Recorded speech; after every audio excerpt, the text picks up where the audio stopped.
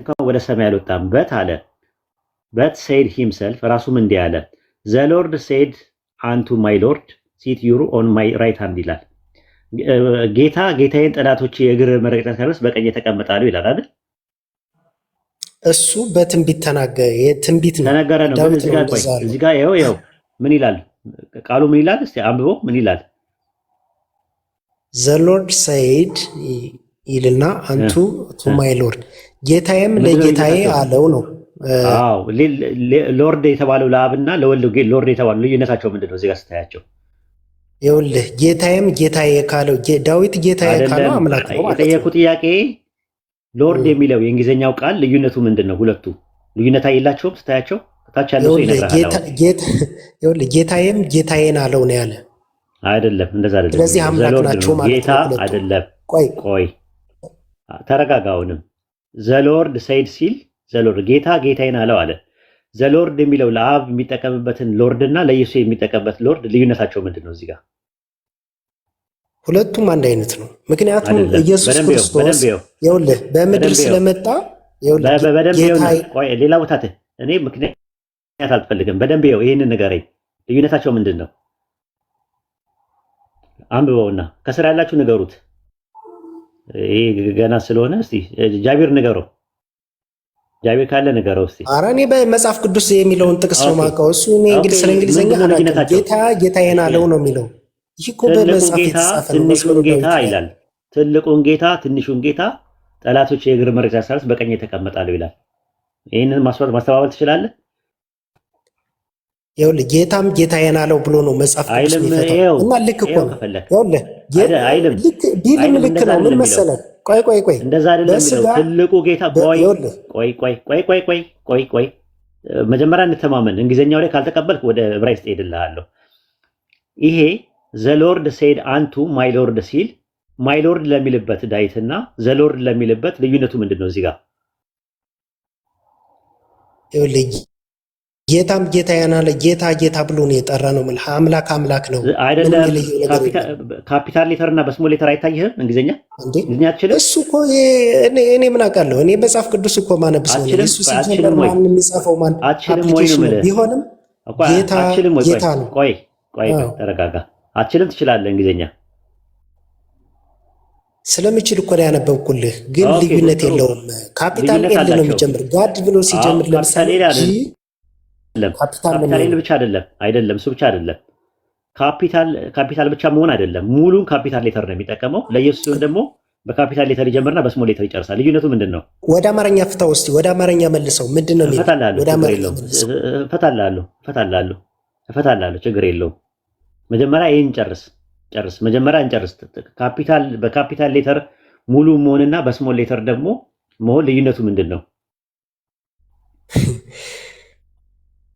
እኔ እስኪ አንተ እሱን እንትን ካልከው ሲፈልጉ እነሱ ሎርድ ካፒታል ጋድ የሚለውን ራሱ ጂኦ ካፒታል እንዲያርገው ይጽፋሉ ካፒታል በሙሉ አንዳንዴ ለምን እንደሚያደርጉ እነግርሃለሁ ምክንያቱም እኔ እነግርሃለሁ በግሪክ ሆቴዎስ ብለህ ስትል ሆቴዎስ ብለህ ለመጠቀም ስትፈልግ ዘጋድ የሚለውን ፋንታ በካፒታል ሌተር ይጀምሩታል የእንግሊዝኛ ኦልድ እንግሊሽ ላይ የነበረውን ሲያመጡት ማለት ነው ልክ ዘሎርድ የሚለውን ደግሞ ይሄ ባፌ ወይም አዶናይ የሚለውን ነገር ተክቶ የሚመጣ ነገር ነው እዛ ጋር ቁጥር 36 ላይ ምንድነው የሚለው አምላክ ይላል ጋድ ይታያል ጋድ በካፒታል ሌተር የእናንተ የሰቀላችሁትን የናዝሬቱ ኢየሱስን ሁለት ነገር አደረገዋል ሃዝሜድ ይላል አደረገዋል ምንና ምን አደረገው ሎርድና ክራይስት አደረገው ይላል አንተ ቆይ ለምን አማርኛውን አትከፍተው አማርኛው ላይ እኮ በትክክል ተጽፏል ለምንድን ነው ግራ የምታጋባው ችግር የለውም አይችሉም ብለህ ነው እግዚአብሔር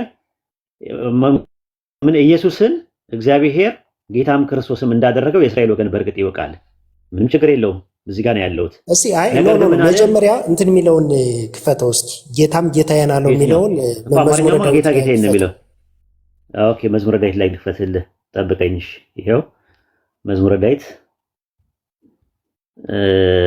ምዕራፍ 110 ቁጥር 1 ላይ ይሄው ምን ይላል ጌታ ጌታዬን ይላል አንባው አይታየኝም እግዚአብሔር ጌታዬን ጠላቶቼ የእግር መረገጫ እስካደርስ በቀኝ ተቀመጥ ይላል ያህዌ አዶናይን አይደለም፣ አዶኒን። አዶኒ ማለት ለሰዎች የሚሰጥ ክብር ነው። እግዚአብሔር አዶኒን ጠላቶች ዳዊት ጌታ ያለው ማንን ነው? ዳዊት መሲሁን። በትክክል መሲሁን እኮ። አዎ እንደዛ ነው። ቆይ ላሳይ ሌላ ጥቅስ ተመሳሳይ አርጊመንት ኦሪት ዘፍጥረት ምዕራፍ 24 እስቲ ይሄን አንብበው ቁጥር 35 ላይ እግዚአብሔር ጌታዬን እጅግ ባረከው ይላል። ማንን ነው የባረከው? ማንን ነው የባረከው? አላቅም። እኔ ከላይ ጀምሮ እኮ አይታየኝም። ኤሌዘር ነው የሚያወራው። ጌታዬን ኤሌዘር ኤሌዘር ሲናገር ምን አለ? እግዚአብሔር ጌታዬን እጅግ ባረከዋል። ማንን ነው ጌታዬ ያለው? ጌታዬ ጌታ ሲባል እዚህ ጋር ምን አለ መሰለህ፣ እኛ እንትኖች ጌታ የሚባል አሁን ብዙ የተጠቀሳል። ለምሳሌ አገልጋይ ከሆነ ጌታዬ፣ ባሮች ከሆነ ጌታዬ ብለው ነው አዶኒ። አዎ፣ ስለዚህ በዕብራይስጥ ይኸውልህ፣ ያው ትምህርት አገኝ ለወደፊቱ። በዕብራይስጥ አዶኒ ማለት ጌታ የሚለው ቃል ለፍጡራን ይውላል። ዘፍጥረት 24:35 ላይ ኤሌዘርም ሰው ነው፣ አብርሃምም ሰው ነው።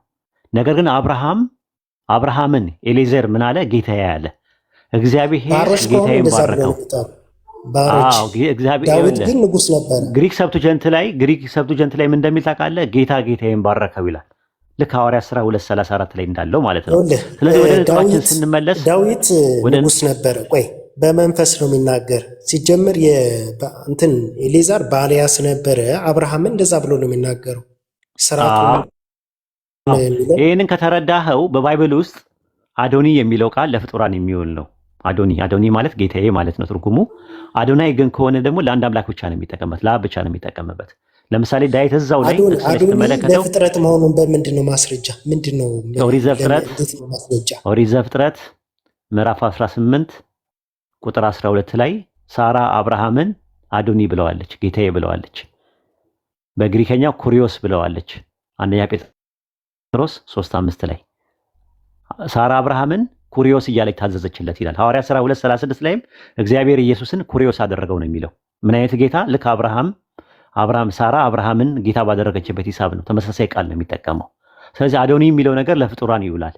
አዶናይ የሚለውን ግን ለአንድ አምላክ ብቻ ነው የሚጠቀመው። አንተ እሱን ምንድን ነው የምታስረዳን? ሲጀመር ማለት ነው ቅድም እንዳልኩህ ነው። ባሮች፣ ሴቶች ባለቤቴ ብሎ ነው እሱ የሚጠራት። ጌታዬ ብላ ነው እሷ የምጠራው። ልክ እኮ ነው። ስለዚህ አዶናይ የሚለው ቃልና አዶኒ አምላክ ጌታዬን ብሎ ግን ንጉስ ዳዊት የጠራው እሱ ባሪያ ስላለበት አይደለም። አዶናይ ሳይሆን አዶኒ ነው የተጠቀመው። አዶኒ የሚለው ቃል ለፍጡራን የሚጠራሩበት ነው። አዶናይ ከሆነ ግን አንድ አምላክ ነው። አንተ አልክ እንጂ አሁን ይሄ አዶኒ የሚለው ቃል እኔ አላውቀውም። አንተ ነህ እያስተማርኩ እኮ ነው ያለሁት። አሁን አንደኛ እየተማርክ ነው ያለኸው እንግዲህ አላውቀውም ቃል። ስለዚህ ኢየሱስ ጌትነቱ ይኸውልህ አላደናበርም። አይዞህ ሐዋርያት ሥራ ምዕራፍ 2 ቁጥር 36 ላይ እግዚአብሔር ኢየሱስን ጌታም ክርስቶስም አደረገው ይላል። የመጀመሪያው ምንድን ነው? ኢየሱስ ጌታ የተደረገ ነው፣ በራሱ ያገኘው ነገር አይደለም የመጀመሪያው። ሁለተኛ ደግሞ እግዚአብሔር ኢየሱስን ባሪያ ይለዋል። ለምሳሌ ባርነት አለበት። ቆይ ጌትነትን አላገኘም እንዳትል፣ በምድር ላይ ጌታ ነኝ ብሏል እኮ። ከዛም በተጨማሪ ቆይ ልንገርህ፣ ሙታንን ሲያስነሳ ትእዛዛትን ሲፈጽም በምድር ላይ ሌላ ቦታ ባትሄድ ደስ ይለኛል። እውቀቱ ከሌለ ሌላ ሰው አሳልፌ ልሰጥ ነው። ሌላ ቦታ አትሄድ። ስለ ጌትነት ነው እያወራን ያለ ነው። ስለ ጌትነት ነው። ጌትነትን መጨረስ ካቃተ ሌላ ሰው እናስገባለን። ስለ ጌትነት ነው የምናወራው። እሱም በኋላ ትመጣለህ። አምላክ የሚለውንም በኋላ እንሄዳለን። በምድር ላይ ሲመጣ አሌክስ ስለ ጌትነት ብቻ ነው የምንጨርሰው። የጀመርነው ሐዋርያት ሥራ 2:36 ላይ ነው። አንድ ነገር ላይ ንክስ አድርገህ ማስረዳት፣ መረዳት፣ መሟገት ካልቻልክ ለተረኛ ሰው ታቀብላለህ፣ አቅሙ ከሌለ ማለት ነው። አሁን እያወራን ያለ ነው ስለ ጌትነት ነው። ጌታ ማለትና አምላክ ማለት በይዘትም ሆነ በአይነት በመንስኤም ሆነ በውጤት ሁለት የተለያዩ ለየቅል የሆኑ ቃላቶች ናቸው። ስለዚህ አሁን ስለ ጌትነት እያወራን ስለ አምላክነት መታወራ ከሆነ ተሳስተሃል። ኢየሱስ በባይብል ጌታ የተባለበት እሱ ባጭሩ እንዝጋው አንዴ ባጭሩ ስለዚህ እኔም መምህርና ጌታ ትሉኛላችሁ እንዲሁ ነኝና ኩሪዮስ ጥቅሱን ጻፍልክ። ግን ጌታ የተደረገው ችግር የለውም እሱ በቃ ዮሐንስ ወንጌል 13 ላይ አንዘጋው በመደረግ ላይ ነው ጌትነቱ። በመደረግ ላይ ነው ጌትነቱ። እንትን አንልም አንከራከርም። ሌላ ጥያቄ ካለ ቀጥል። ካልቻልክ ሌላ ሰው ካልቻልክ ለሌላ ሰው አሰልፈህ ስጥ። አይ ኖ ጌትነቱን ነው የምናወራው። ተመሳሳይ ነው እዛ ጋር የተደረገው ተመሳሳይ አይደለም። በስጋ ተመሳሳይ አይደለም። ጥያቄ የተጠየቀው ሐዋርያት ሥራ ምዕራፍ 2 ቁጥር 36 ላይ እግዚአብሔር የናዝሬቱ ኢየሱስን ጌታም ክርስቶስም እንዳደረገው የእስራኤል ወገን በእርግጥ ይወቅ ይላል። ጌትነቱ በመደረግ ላይ የተመሰረተ ነው። አንደኛ። ሁለተኛ ኢየሱስ አምላኩና ጌታው ኢየሱስን ምን ይለው ነበረ? ባሪያ ይለዋል። ኢሳይያስ ምዕራፍ 42 ቁጥር 1 ላይ። ስለዚህ ጌትነቱ ከራሱ ያመነጨው ነገር ሳይሆን ስልጣንና ሹመት ነው የሚያሳየው። እሱን ጥቅስ መጀመሪያ ጨርሰው የኢሳይያስ ምኑ ኢሳይያስ 42:1 ላይ እግዚአብሔር ኢየሱስን ባሪያዬ አለው። እስቲ እንደዛ የሚል ጥቅስ እኔ አላነበብኩም። እስቲ አነበው እስኪ ሙሉ ጥቅስ ትንቢተ ኢሳይያስ ምዕራፍ 42። እሺ አሳየን። እሺ አሳያለሁ። ትንቢተ ኢሳይያስ ምዕራፍ 42 ቁጥር 1 ላይ ይታያል። እስቲ አንብበው። እነሆ ደግፌ ያዝኩት ይላል፣ ባሪያዬም ነፍሴ ደስ የተሰኘችበት ምርጤ በእርሱ ላይ መንፈሴን አድርጌአለሁ፣ እርሱም በአሕዛብ ማን ነው? ፍርድን ያወጣል ይላል። ባሪያ የሚለው ባዩ ማን ነው? ማንን ነው ባሪያ የሚለው? ባሪያ የሚለው ማንን ነው የጠየቅኩ? እግዚአብሔር ባዩ ማን ነው? ባዩ ማን ነው? ችግር የለውም እሱን አስረዳሃለሁ። ባዩ ማን ነው? ባሪያ ባዩ ማን ነው?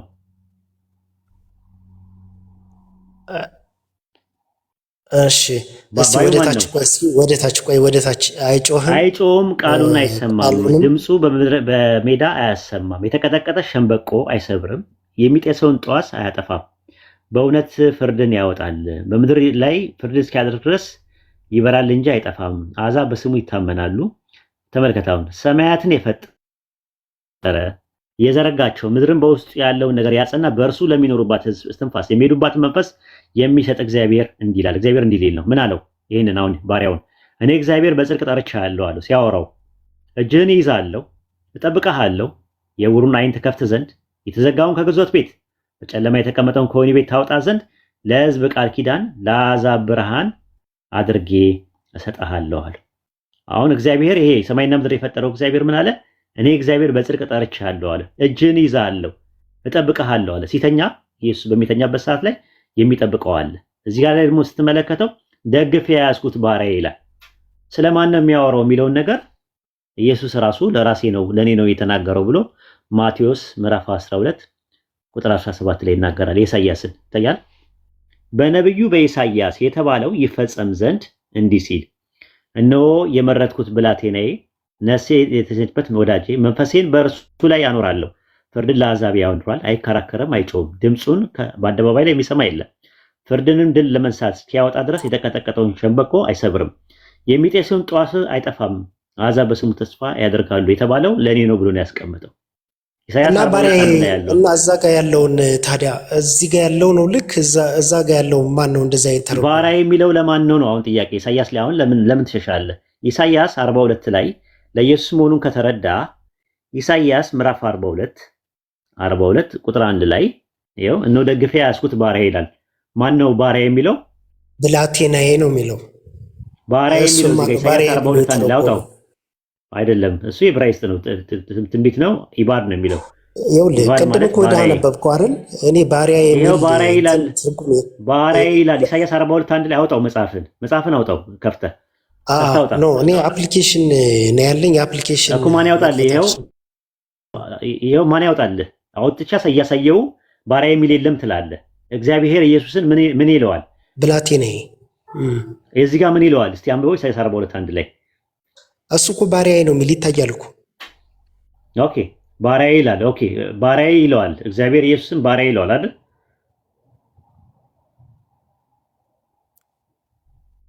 አው ምናልባት ትርጉም ነው ብዬ አስባለሁ ይሄ ነገር እና አገልጋይ ብላቴናዬ ቢላል እዛ ጋር ይሄው ልክ ነው።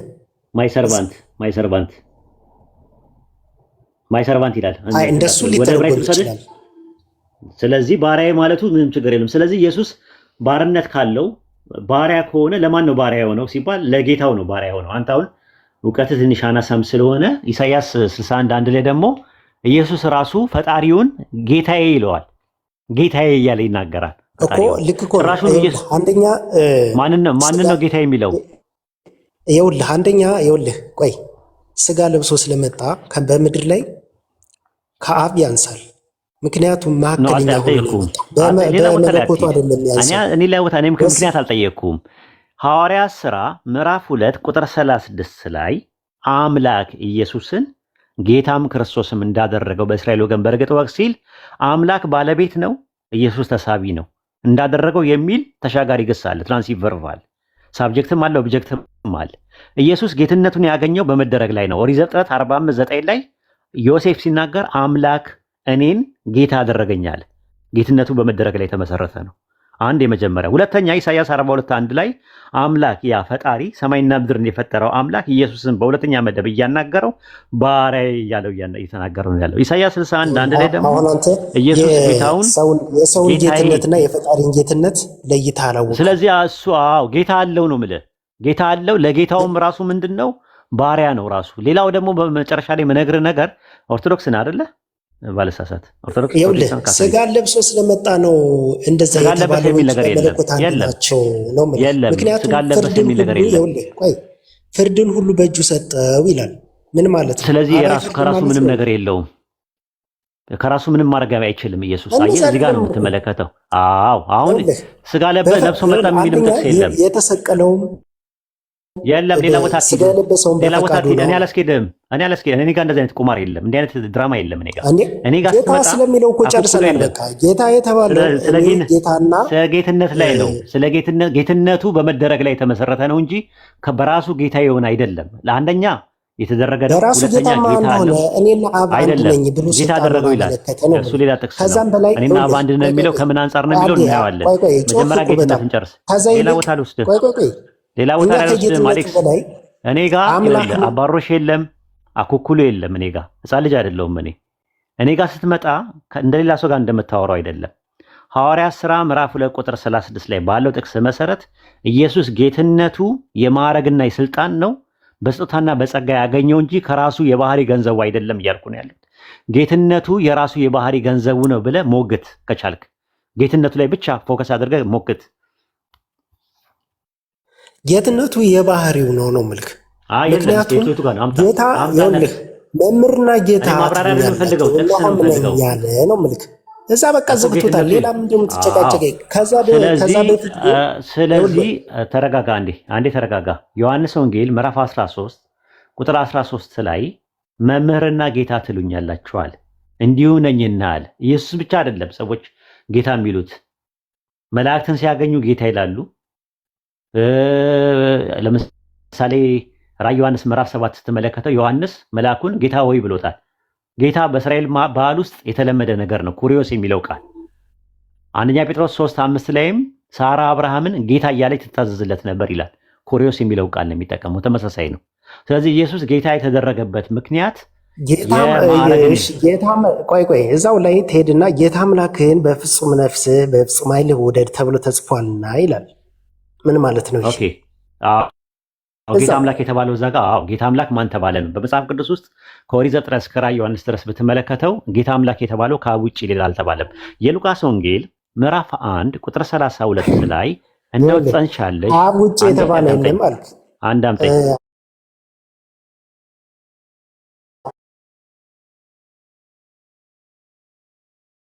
እኔ ጌታ ጋር ያለው አንተ ሌላ ቦታ ላይ እኔና አብ አንድ ነን የሚለው በቦታው ይፈታል። ቆይ አንዴ አትዘራረብ ስታወራ። ጥያቄ ጠየቀኝ። ጌታ አምላክ የሚል አለ አልከኝ። ጌታ አምላክ የተባለው ለአብ ብቻ ነው። ለምን? የሉቃስ ወንጌል ምዕራፍ 1 ቁጥር 31 ላይ እነሆ ትጸንሻለሽ፣ ወንድ ልጅም ትወልጃለሽ፣ ስሙን ኢየሱስ ትዪዋለሽ፣ ጌታ አምላክም የአባቱን የዳዊትን ዙፋን ይሰጠዋል አለ። ሰጪው ማን ነው? ጌታ አምላክ። ለማን ነው የሚሰጠው? ለኢየሱስ አይደለም። እርሱም ጌታ የእስራኤል አምላክ የዘላለም አምላክ ይባላል ይላል። ወደ ታች አይልም። የሰላም አምላክ እንዴ ይላል እንጂ አይልም። አሁን የአሁኑ ጥቅስ ላይ አይ እዚህ ላይ አይልም። ኢሳይያስ 7:14 እዚህ ላይ አይልም። ሌላ ቦታ ላይ አትሂድ። የተጠየቀው ስለ ጌታ ነው። ኧረ በለው ይሄ ልጅ ጤነኛ አይደለም እንዴ? በሌላ ሰው አስገቡ። ይበቃል ይበቃል። እኔ ይኸውልህ አንተ እውቀቱም የለህም። አንደኛ ለመሰለህ አንድ ርዕስ ላይ ማውራት አትችልም። እንትን የምትለውን ነው የፈለከው በእርግጠኝነት አንድ ርዕስ ላይ እኔ ጋር ይኸውልህ ስትመጣ አንድ ርዕስ ላይ ነው የምታወራው። አንድ ርዕስ ላይ ስለ ጌትነት ከሆነ ያወራው ጌትነት ላይ እስከ መጨረሻው ትጨርሳለህ። አንተ ጌትነት ላይ ግን መጨረስ ስላልቻልክ አቅሙም ስለሌለ እውቀቱም ስለሌለ እንደገና ደግሞ ሙግቱንም ስላልቻልከው፣ ስለዚህ ያለው አማራጭ ምንድነው? የተለያየ ቦታ ትዘላለህ እንጂ ዮሐንስ ወንጌል 10:30 ላይ እኔና በአንድ ነን ማለት ምን ማለት ነው ብለህ ለብቻው መጠየቅ ትችላለህ። ይሄን ከጨረስክ በኋላ ኢሳይያስ 9:6 ላይ ትጠቅሳለህ። አልጠየኩም። እኔ የጠየኩህ ስለ ጌትነት ላይ ነው ያለ ነው።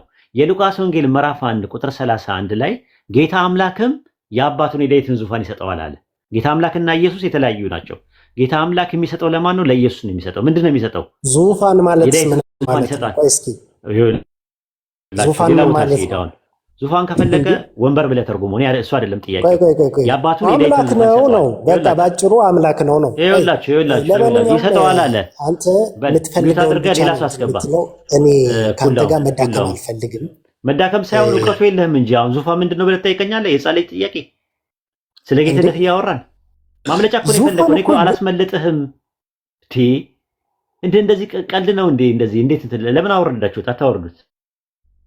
ሚት አድርጎ ሌላ ሰው እንትን ይበል። አታወርዱ። ዙፋን ምንድን ነው አለ ሊያስቀይሰኝ። ቋንቺንና የዝንብ እንትን አንተ ገና ና አጥና። አንተ የትናንትናው ልጅ ነህ አይደል? እኔ ልመለስልህ። አሁን የጠየቅከው አንተ ስትጠየቅ ዝም ጥያቄዎችን በራስ መልክ ስለምትወስዳቸው እና መልስ ሲመለስልህ ጌትነት ላይ ታወራለህ፣ ሰዎችን ታስወጣለህ ወይ ጌትነት ላይ ታወራለህ እስከ መጨረሻው ታወራለህ ወይ? አታለቃቀስ። አሁን አታለቃቀስና ጌትነት ላይ እስከ መጨረሻው ታወራለህ። ታላረግን ኢንተራፕት አታደርገኝም እና አውራ ሁለታችን የምጠይቀን ጥያቄ ላይ ብቻ ነው የምጠይቀህ። ሐዋርያት ሥራ ቁጥር 30 አሁን ውይይት ቆይ አንድ ጊዜ እንስማማና ከዛ በኋላ ተረጋጋ። ታች ነው ማስቀመጥ። እንደ ትናንትናው ከሆነ ታች ላስቀምጥህ ትፈልገዋለህ እኮ እናውራ። አዳምጥ ከሆነ አትደራረብ። ተረጋጋ። ሐዋርያት ሥራ ምዕራፍ 2 ቁጥር 36 ላይ ታወራለህ፣ ትቀጥላለህ። ልጁ ጋር ስታወራበት የነበረው ባሪያ በሚለው ተገልጿል ያልከው ላይ እኔ ላውራ ብዬ ነው። አይቻልም። ሌላ ቦታ ላይ አትሄድም። ርዕስ መቀየር አይቻልም። ስለ ጌትነት ነው የምናወራው ከመጀመሪያ እስከ መጨረሻ ድረስ። ኢየሱስ ጌትነቱ የባህሪ ነው እናወራለን። ግን መጀመሪያ አሁን እንጀምር። ሌላ ቦታ አትሄድ። ሌላ ቦታ ሳትሄድ ሐዋርያት ሥራ ምዕራፍ 2 ቁጥር 36 ላይ አምላክ የናዝሬቱ ኢየሱስን ጌታ አደረገው ይላል። አደረገው ማለት ምን ማለት ነው? ትርጉሙ ግራማቲካሊ ስቲት እኮ ቆይ አንድ ጊዜ መጀመሪያ ላይ አንድ ጊዜ የሚባል ነገር የለም። ወደ ፖይንቱ እኮ ቆይ ስሙ። እንደዛ አሁን ካንተ ጋር በጣም ከባድ ሆኖ አንተ ወደ ፈለከው ነገር ነው የምትወስደው። እኔ ላስረዳህ። ወደ ፖይንቱ ሂድ። ማስረዳት አይጠበቅብህም። ወደ ፖይንቱ ሂድ።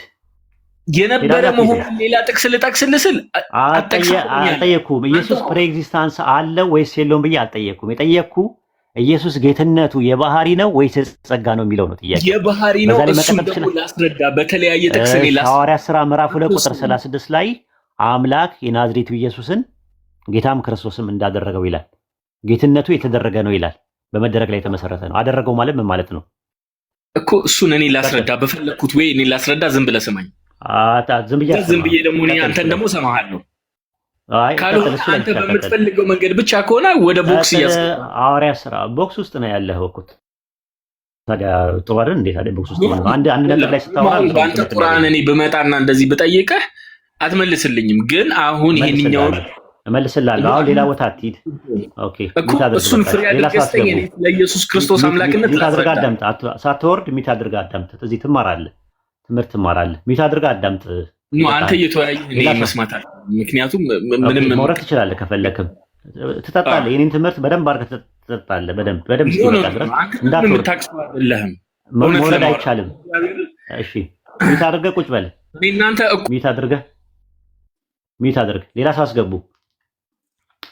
ሌላ ሰው አስገቡ። ሚት አድርገህ ቁጭ በል። እሺ ተማር።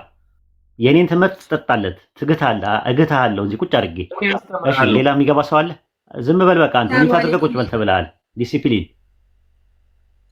መጠየቅ ይቻላል? በሉ ደህና ደሩ። ሰላም ወራህመቱላህ። 9 ሰዎች አላችሁ ታዝባችሁ እንዳትወርድ አንተ ጋር ምንም ለመወያየት የምትሆን ሰው አለ። ላስረዳህ አልኩህ። መረዳት አትችልም፣ መናገር ብቻ ነው የምትችለው። ሰውን ኢንተራፕት ታደርጋለህ። በአንድ የተናደደ ሐዋርያት ሥራ 2:36 ማብራራት አልቻልክም። ስለዚህ ቁጭ ብለህ ተማር። ማብራራት የመጽሐፍ ቅዱስ ምንም አያስፈልግም። እሺ ዲሲፕሊን ነው። ቁጭ ብለህ ተማር። እሺ የሚገባ ሰው አለ? ክርስቲያን የሚገባ ሰው አለ? በኢየሱስ ክርስቶስ ጌትነት ዙሪያ ማውራት ይፈልግ ሰው አለ? ኦኬ ሲሶ አንተ እንዳትወርድ። እሺ ከወረድክ ከኔ ጋር ትጣላለህ። እንዳትወርድ፣ ቁጭ ብለህ ትግታለህ የኔን ትምህርት። እሺ ሳውት ደናደሩ ቻው። እንዳትወርድ። ለመወያየት ዝግጁ ስትሆን እናወራለን። በጣም እወድሃለሁ፣ አከብርሃለሁኝ። ሌላ ጊዜ ለመወያየት ፖዚቲቭ ሆነ ስትመጣ የዛኔ በደንብ እናወራለን። ኧረ ወሬ አታወራ። በቃ እኮ አንተ እኮ በቃ እኮ ተብለሃል። እኔ ወሬ የቡና ወሬ አይመቸኝም። የባልቴትና የውዛዝርት የቡና ወሬ እዚህ የለም። አሁን ወደ ነጥቡ ብቻ ፐርሰናሊ ተው። እሺ ሲሶ የሚባለው ላክ አባሮሽና ኮኩሉ እኔ ጋር የለም። በነገራችን ላይ አንድ ነጥብ ከተነሳ እስከ መጨረሻው ድረስ ተማምነን ነው እንጂ ተከሻለ መለካካት ነው። እኔ ላስረዳ አንተ በቃ አንተ ካንተ ጋር አይደለም የማወራው። ቁጭ በል አንተ ቁጭ ብለህ ተማር። እሺ አትችልም አንተ ሂድና ተማር። እንትና ጋር እፎይ ጋር ተናዷል። ልጅ ወረደ በራሱ ሰዓት። ኦኬ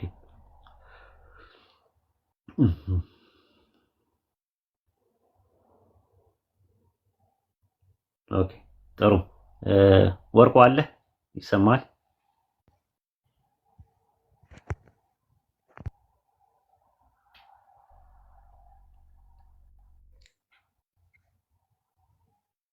ወርቁ አለ? የሱ ክርስቲያኖች አላችሁ? ሰላም አለይኩም ኡስታዝ፣ መጠየቅ ይቻላል? ሌላ ጥያቄ ነው። ቆይ ክርስቲያኖች ጋር እያወራን ስለሆነ ትንሽ ቆያቶች። እሺ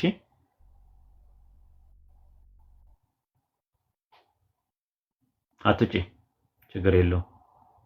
ወርቁ አለ?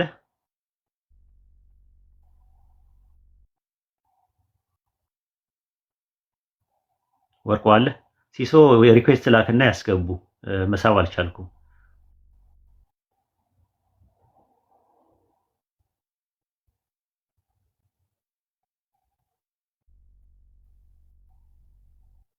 ኦኬ ወረደ። ክርስቲያኖች ካላችሁ መግባት ትችላላችሁ። ክርስቲያኖች ካላችሁ የልጁን ሙግት መሞገት የምትችሉ ክርስቲያኖች ካላችሁ መግባት ትችላላችሁ። ጃቢሮ አለ? ጃቢሮ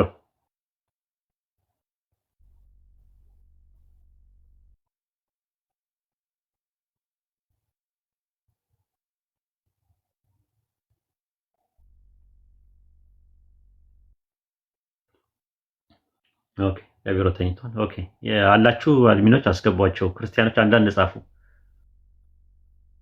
አንድ ነጥብ ላይ ማውራት ጥሩ ነው። ለእናንተ ታችላላችሁም ይጠቅማቸዋል።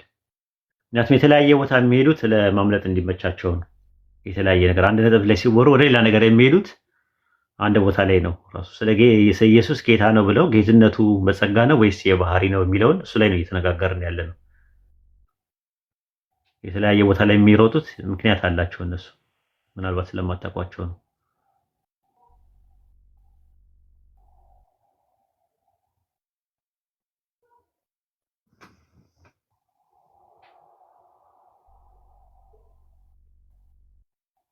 ኦኬ ዮኒ የምትባለው ልጅ በዚህ ላይ አይ ቲንክ አይመስለኝም፣ ግን እስቲ ልንሞክር። ዮኒ ሰላም ብያለሁ። እኔም ሰላም ብያለሁ። ርዕሱን ጠብቀህ ታወራለህ ወይስ አታወራም? የኔ ጥያቄ ሌላ ነው፣ በውሱ ዙሪያ ነው። ርዕሱን ይዘህ ማውራት ትችላለህ ወይ ነው የተባልከው? የተያዘ ርዕስ አለ ትችላለህ ወይስ አትችልም? ለምስጋና ነው የገባሁት። ስማኝ እሱን በኋላ ታወራለህ። ምስጋናውን ሌላ ቦታ ላይ መሄድ አልችልም። እኔ ለምሳሌ እዚህ ቤት ከዛሬ ጀምሮ አልገባም። ጥያቄ ነው የምጠይቅህ። አንተ አልጠይቅህም። የተባልከው ርዕስ ይዘናል። ኦኬ እንደዛ ከሆነ ሁሱን ነው ማውራት የፈለከው? አንድ ደቂቃ ሰው ማውራት ይችላል እንዴ? አንተ አትችልም። ከዛ ልታስወረድ ነው እንዴ? አትችልም። ለማመስገን ነበር የገባሁት። አንተ በአጋጣሚ ሁሱን በኋላ ታመሰግናለህ። ሚት አድርገህ ተቀመጥ። አትረብሽ። ሄድኝና አናግረኝ አንዴ። ሚት አድርገህ ቁጭ በልና ሁሱን በኋላ ውይይት ስንጨርስ ታመሰግነዋለህ። ሳትወርድ ማለት ነው። ኦኬ ቁጭ በል ማለት ምን አልከኝ ወገናችን? እኔን ነው? አዎ ምን አልከኝ? መጀመሪያ እኮ ማለት ነው። ግን እንደዚህ ከምትጨቃጨቁ እናንተን ከምትሉ ምን አለ መሰለህ ማለት ነው ከእናንተን ባላቅም ማለት በትዕግስት ቢሆንና ለመረዳዳትና ለማስረዳት ከሆነ በትዕግስት ርዕስ አለ። ይኸውልህ ቤታችን ውስጥ የተያዘ ርዕስ አለ። ኢየሱስ ጌትነቱ የባህሪ ነው ወይስ የጸጋ ነው በሚል እየተነጋገርን ያለ ነው። በዛ ላይ መቀጠል የሚፈልግ ሰው ካለ በዛ ላይ ይቀጥላል፣ እውቀቱ ካለው። የተለያየ ቦታ ላይ ሲኬድ አይኬድም። ምን አልከኝ? ምን አለ መሰለህ አሁን ለምሳሌ ማለት ነው አንተ የሆነ ነገር ፖይንት አነሳችሁ አይደል? ያ ፖይንት ካለ ደግሞ መጨረሻው ድረስ መከራከር መብት ነው ወይ አይደለም? ታውሩታላችሁ። እሱ ቢኖር ነበር።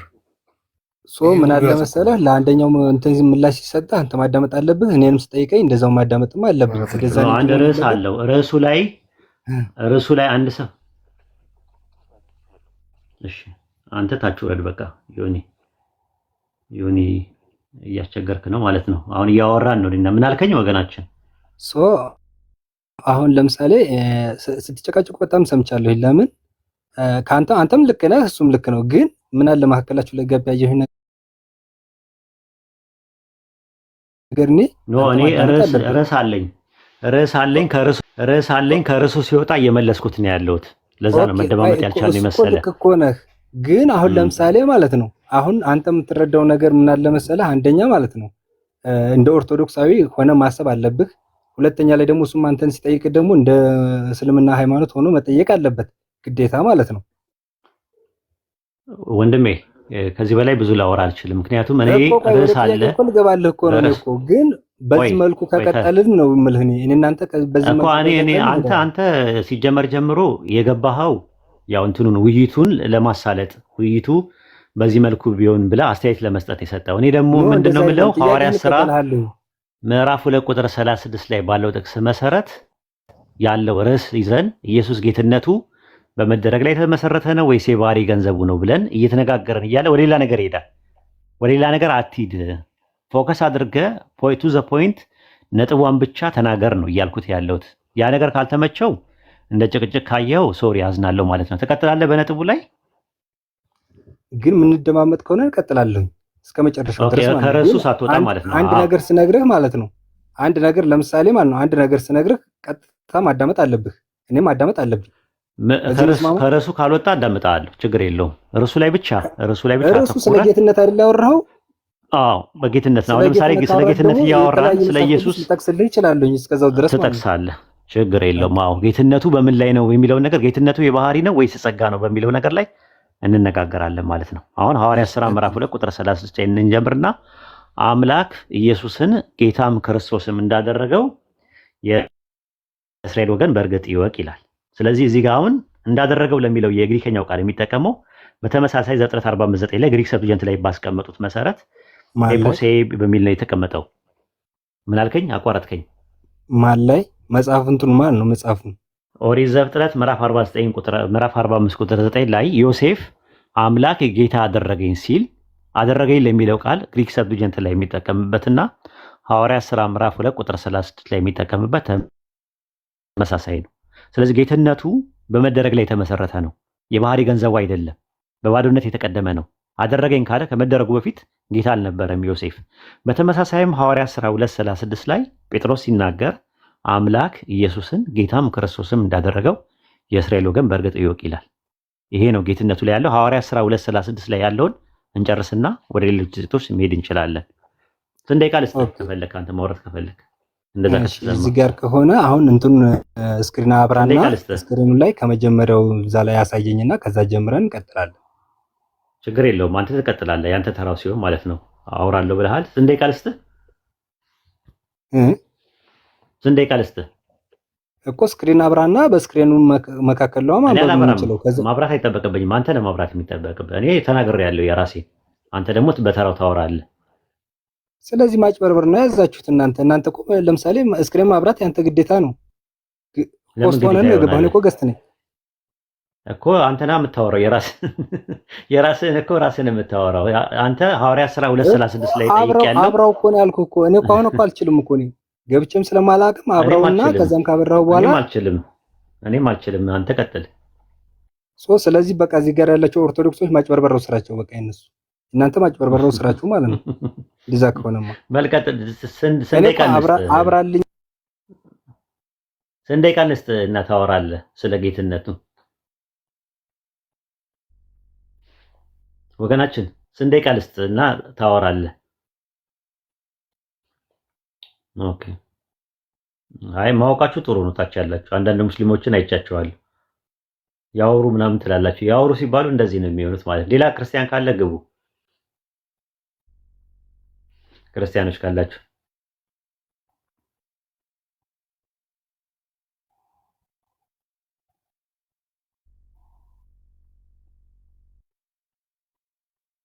ኦኬ። መሳደብ አይፈቀድም ቤታችን ውስጥ እሺ። ያው ዲናችንን አትሳደቡ። እኔን ከፈለጋችሁ መሳደብ ትችላላችሁ ክርስቲያኖች። ወሂድ ላይ ነው አይደል? አንተ አትሳደብ። ነብዩ መሐመድ ምናምን ብለህ አትሳደብ እሺ። አቤኒ ጥሩ አይደለም። እኔን ከፈለግህ እናትን ልብዳ ያለ ሰድብሃለሁ። እናትን ልብዳ እያልኩ ሁሉ ሰድብሃለሁ። ቆሻሻ ጥሩ እንትን በነጥቡ ላይ ታወራለህ። ተናደዋል። ኦኬ እሺ ኦኬ። በነጥቡ ላይ ማውራት የሚፈልግ ክርስቲያን ካለ መግባት ይችላል። እኔን ችግር የለም መሳደብ ትችላላችሁ እንደፈለጋችሁ። ግን ያው ዲን አይሰደብም፣ ሃይማኖት አይሰደብም። ነጥቡ ላይ ብቻ ትመዱ ማለት ነው።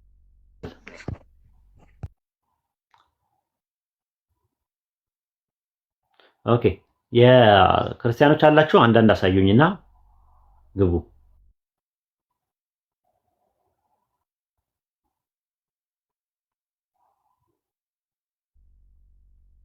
ክርስቲያኖች አላችሁ በጉዳዩ ላይ መሄድ የምትፈልጉ?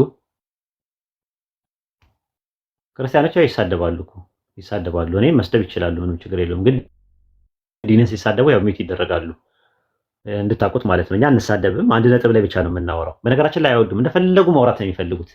እና እኛ ጋር ስትመጡ እንደዛ አይደለም። አኩኩሉ የሚባል ነገር የለም፣ አባሮች ጨዋታ የሚባል ነገር የለም። አንድ ነጥብ ላይ እስከ መጨረሻው ድረስ ጥርስና ምላሱን እየነቀሳችሁና እያደማችሁ ታወራላችሁ።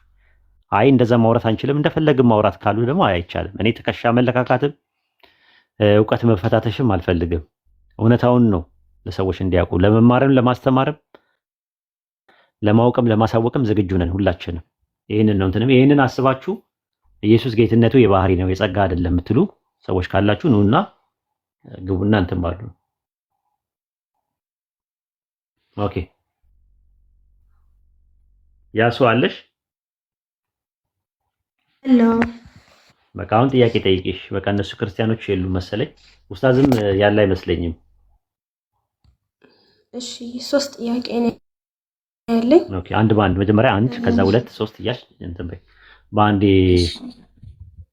እንዳይበዛ። የመጀመሪያው ጥያቄ በአርሽ ጉዳይ ነውና በአርሽ ጉዳይ የማያምኑ ብዙ ጓደኞች ነው ያሉኝ እና ስከራከራቸው መጀመሪያ የሚጠይቁኝ ጥያቄ አርሽ ከመፈጠሩ በፊት አላህ Subhanahu Wa Ta'ala የት ነበር የሚለው ነውና መልስ አለው።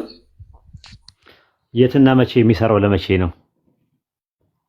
የት ስቲና መቼ ስቲ ወይም መቼት የሚባለው ነገር የሚሰራው ለምንድን ነው? መቼ ስቲ ጊዜን ነው የሚያመለክተው፣ የት ስቲ ደግሞ ቦታን ነው የሚያመለክተው አይደለ? እሺ ቦታ። አዎ ስለዚህ የትና መቼ ጊዜና ቦታ ከመኖራቸው በፊት የትና መቼ ተብሎ ይጠየቃል? የሌለ ነገር ይጠየቃል? አይጠየቅም።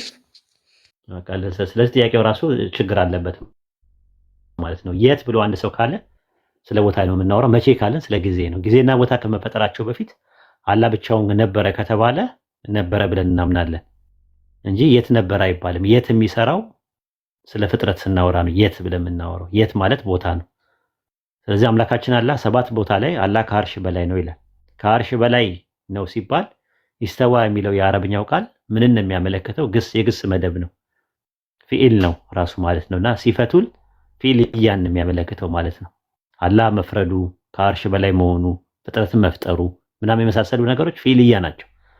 ዛትያ ደግሞ የሚባሉ አሉ። አሁን ዞረሽ ደግሞ ጥያቄ ትጠይቂያቸዋለሽ። ሲፈቱል ዛትያ የሚባሉት ማየት፣ መስማት፣ መናገር የመሳሰሉት ነገሮች ማለት ነው። ጥያቄውን ገልበጠሽ ትጠይቂያቸው ምንድን ነው? አላህ ይናገራል ወይ? አላህ ይናገራል? ኢየሱ ይናገራል ወይስ አይናገርም? ይናገራል። ያያል፣ ይሰማል አይደል? አዎ ያያል፣ ይሰማል፣ ይናገራል። አዎ በቃ እርግጠኛ ነሽ ማለት ነው። ማየትና መናገር። አዎ ፍጥረትን ከመፈጠሩ በፊት ማንን ነው የሚያየው? ማንን ነው የሚሰማው? ለማን ነው የሚናገረው?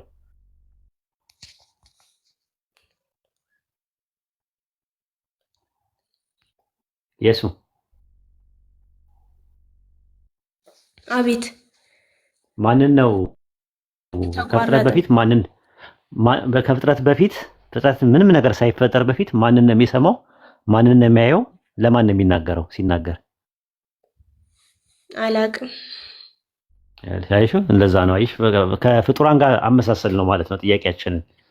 ለምሳሌ አንቺ ስትናገሪ እኔ አዳማጭ ነኝ፣ የግድ አንቺ ታስፈልግኛለሽ። እኔ አንቺን ሳቅሽ ዛሬ ነው ያወቅኩሽ፣ ከዛሬ በፊት አንቺን አላቅሽም። ስለዚህ እኔ አዋቂ አንቺን አዋቂ ለመሆን አንቺ ደግሞ በእኔ ታዋቂ ለመሆን አንቺ የግድ ታስፈልግኛለሽ። አንቺ ሳትኖሪ ግን አንቺን ማወቅ አልችልም። ለምን? የፍጡር ነው ማወቅ ሲባል ለምን አንቺ ታስፈልግኛለሽ? ኢፌክቱ ያስፈልገኛል፣ ኮዝ ያስፈልገኛል። ኢፌክት ለማለት የእኔ ማወቅ ውጤት ነው፣ የአንቺ ደግሞ መታወቅ ደግሞ መንስኤ ነው። ስለዚህ አሁን ማናት የሱ የምትባለዋን እህት ታውቃታለህ ወይ ብባል ወይ አውቃታለሁ ይላል። አንቺ ግን ከመፈጠርሽ በፊት አቅሻለሁ፣ ማወቅ እችላለሁ? አታውቀኝም። አላህ ግን አንቺ ከመፈጠርሽ በፊት ያውቅሻል፣ አንቺን ያውቀኛል። ስለዚህ አየሽ የአላህ ማወቅና የሰው ማወቅ እንደሚለያይ ሁሉ አላህ ይሰማል ሲባል ማንን ነው የሚሰማው ተብሎ አይጠየቅም። እሱ የፍጡር ነው። ምክንያቱም እኛ ለመስማት የግድ ሳውንድ ያስፈልገናል፣ ድምፅ ያስፈልገናል፣ ሳውንድ ያስፈልገናል። ለማየት የሆነ ኦብጀክት ነገር ያስፈልገናል። ለመናገር አዳማጭ ያስፈልገናል። ተናገረ ከዛ ትርጉም አይኖረውም። አላህ ግን ከፍጥረት በፊት ያያል፣ ይሰማል፣ ይናገራል። አላህ ከፍጥረት በፊት ንጉስ ነበረ። አንድ ሰው ንጉስ ነው ሲባል ለምሳሌ አፄ ኃይለ ሥላሴ ንጉስ ነበሩ ሲባል እሳቸው ነጋሽ ናቸው፣ ተነጋሽ ደግሞ አለ፣ መንግስት አለ፣ ከስር የሚተዳደር አለ።